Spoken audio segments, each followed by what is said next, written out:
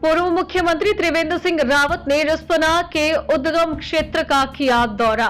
रिस्पना नदी को पुनर्जीवित करने को लेकर पूर्व मुख्यमंत्री त्रिवेंद्र सिंह रावत ने पूर्व में जारी अपनी योजनाओं का निरीक्षण किया। इस दौरान उन्होंने सभी से आह्वान किया है कि रिस्पना नदी को पुनर्जीवित करने में अपना योगदान दें। रिस्पना नदी के उद्गम क्षेत्र में पहुंचे पूर्व मुख्यमंत्री त्रिवेंद्र सिंह रावत का भाजपा कार्यकर्ताओं ने जोरदार स्वागत किया। इस दौरान पूर्व मुख्यमंत्री ने रिस्पना नदी के उद्गम क्षेत्र पर पूजा अर्चना की और सभी से आह्वान किया। नवभारत समाचार मसूरी से मनीष गंगोली की रिपोर्ट। टीम किस तरह आगे नहीं बढ़ पाया, आज आपने यहाँ पे फिर मुहिम शुरू की है, क्या मैसेज देना चाह रहे हैं? देखिए 2018 नहीं बल्कि 2009 25 दिसंबर को हम लोगों ने रिस्पना नदी के स्वच्छता का अभियान लिया था और 66 दिन तक हमने रिस्पना नदी में केवल स्वयं नहीं बल्कि तमाम जो हमारे साधु संत हैं, परमार्थ निकेतन के जो परमाध्यक्ष हैं, जो पतंजलि के सचिव हैं आचार्य बालकृष्ण, देहरादून के बड़े उद्योगपति हैं डॉक्टर फारूक, डॉक्टर अपने राकेश ओबराय जी, पर्यावरण से जुड़े हुए तमाम हरराज सिंह जी आज भी हमारे साथ हैं, जिन्होंने शुरुआत की थी हमारे साथ में पहले दिन से, उमेश्वर रावत जी, तमाम ऐसे लोग हैं क्योंकि नाम लेने में बड़ी दिक्कत हो जाएगी, बहुत सारे लोगों ने सहयोग किया था।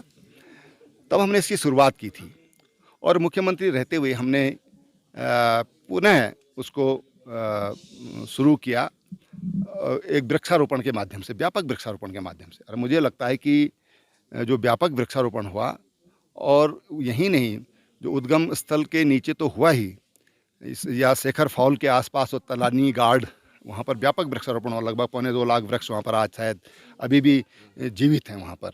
तो बहुत अच्छा वृक्षारोपण हुआ जो बहुत टफ था, क्योंकि दक्षिणी ढाल पर जो वृक्षों का उगाना ये काफ़ी कठिन होता है। लेकिन हमारे तमाम टीम ने उसको स्वयं, मतलब सरकारी स्तर पर तो था ही, लेकिन गैर सरकारी स्तर पर कई लोग ऐसे हैं, उमेश्वर रावत जी हैं, इनकी टीम लगातार हर हफ्ते सैटरडे संडे को वहाँ जाती थी और पानी डालती थी बाकायदा।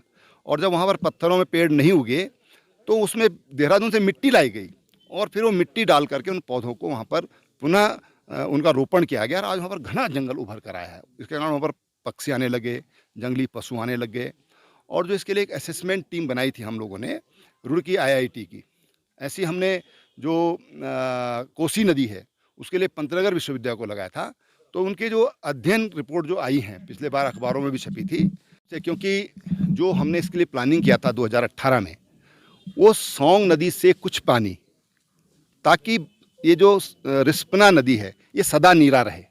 इसमें सदैव, जैसे कभी ये ऋषिपर्णा थी तब इसमें 12 महीने पानी रहता था। चंद्र कुमार बरतवाल जी ने इस पर एक बहुत अच्छी कविता लिखी है, आप लोगों ने पढ़ा होगा। तो इस पर हम चाहते हैं कि फिर ये 12 मासी ये नदी हो, 12 महीने इसमें पानी रहे। उसके लिए जो सौंग बांध है और उसकी शुरुआत हुई थी, उसके लिए अब तमाम उसकी जो क्लियरेंस है वो हो चुकी है, NGT आदि की जो क्लियरेंस रुकी हुई थी। 21 का स्टाफ भी मैंने उसके लिए एक सैंक्शन कर लिया था कि ताकि उस पर आगे काम बढ़ सके। सर, लेकिन सरकारी स्तर पर इस पे प्रयास नहीं हो पाया? निश्चित रूप से नहीं, ऐसा नहीं है। सरकारी स्तर पर NGT की उसमें NOC हो गई है, तो बहुत बड़ा काम है। आपके जाने के बाद दोबारा सरकार ने कोई पहल भी नहीं की इस दिशा में, कोई मदद नहीं। इसलिए मेरा कहना है कि जनशक्ति और राजनीतिक इच्छा शक्ति ये दोनों का जरूरी है, और जनता का सहयोग और सरकार का सहयोग ये बहुत जरूरी है। क्योंकि इसमें जो हम रिस्पना को सदा नीरा बनाना चाहते हैं, उसमें जो बड़ी मात्रा में पानी आएगा वो सौंग से आएगा। सौंग नदी का जो डैम है वो रिस्पना को भी पुनर्जीवन करेगा और जो पूरा जो देहरादून सिटी और उसकी सराउंडिंग है उसको भी 24/7 आने वाले 100-150 साल तक पर्याप्त पानी देगा। ये उसकी जो DPR बनी है उसमें स्पष्ट है, ऊपर पड़ा है। जो आज हमने जो शुरुआत करी, इसको या इसका शुरुआत किया है, दोबारा इसको हमने आज यहाँ से प्रारंभ किया है।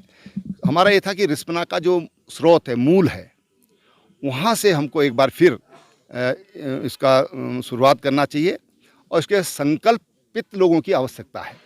क्योंकि ये अभियान साल नहीं, 2 साल नहीं, 5 साल, 10 साल तक का भी अभियान चल सकता है। तो उसके लिए हमने एक लॉन्ग टर्म प्लानिंग हमने इसके लिए की है। लेकिन इसमें जनशक्ति, जनता की इच्छा शक्ति और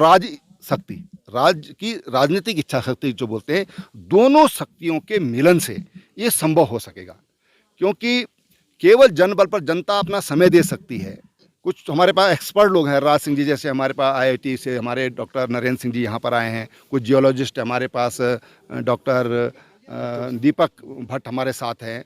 डॉक्टर प्रीतम सिंह जी जो जोग्राफर हैं, इकोलॉजिस्ट हैं, वो हमारे साथ में हैं। तो तमाम लोग हम इस पर एक डॉक्टर BM शर्मा है, अनेक लोग हैं ऐसे, मैंने कहा नाम लूँगा तो दिक्कत सी हो जाएगी।